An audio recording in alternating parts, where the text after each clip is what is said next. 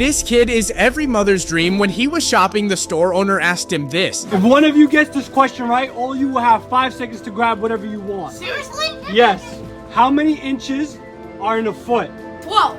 Correct! But after this 5 seconds, he shocked everyone with his decision. But what's more surprising is what the store owner does next. Come on, grab! 3,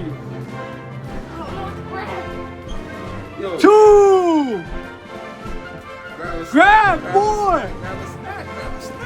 and 1.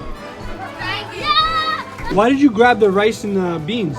Because me and my family love rice and beans, and we just want us to have a good dinner tonight. You want to have a good dinner tonight? Yeah. Give me $60, bro.